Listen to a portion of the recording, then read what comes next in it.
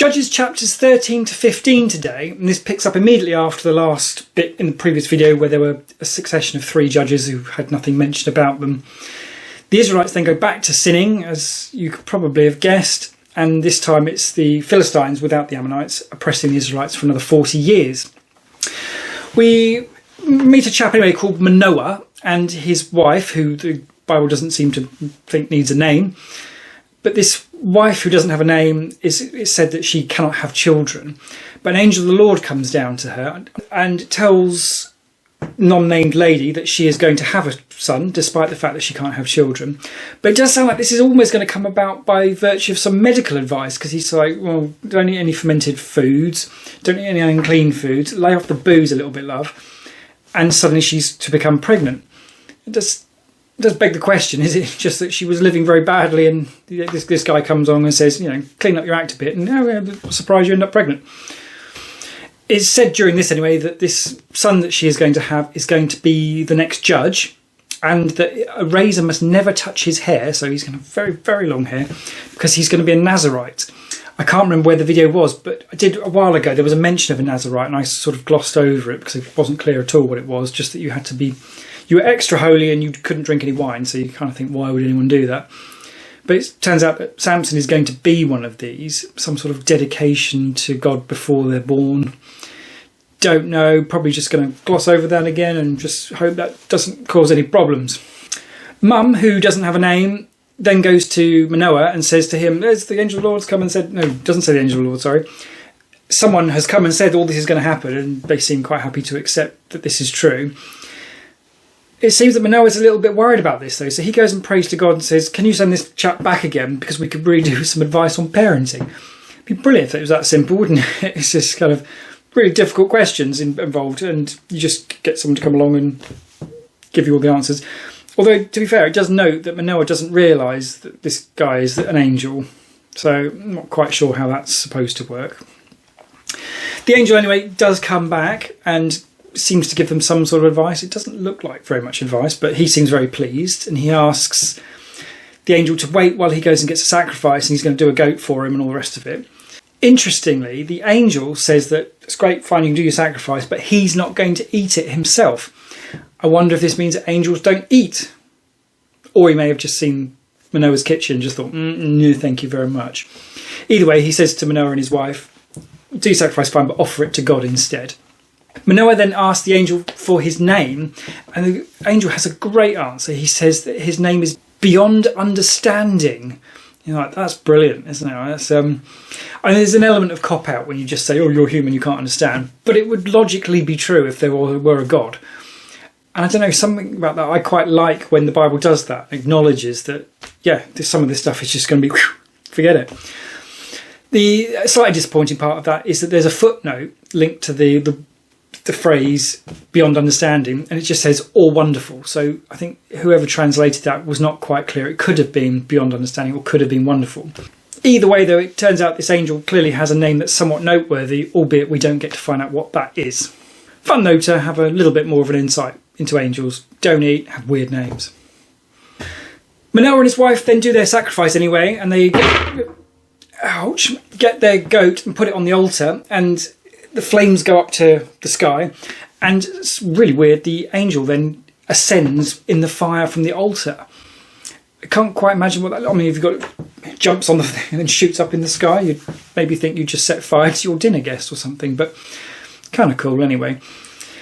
It seems like Manoah sees this as some sort of the glory of God fire tentacle thing from Exodus, Leviticus, Numbers, one of those, and has a panic that it was said that if you see the face of God you will die. He seems to think he's going to die, and then it's left to Mrs. Manoah, who doesn't even seem to be worthy of a name, but has to point out to her husband that no, you're being a total muppet, because this guy just said that God's going to give us a child and we're going to raise the next judge, therefore how can we be about to die? It's yeah, I don't know, it's a weird time, isn't it? From that point, then Samson is born, and we skip right through to the point where he's a young man.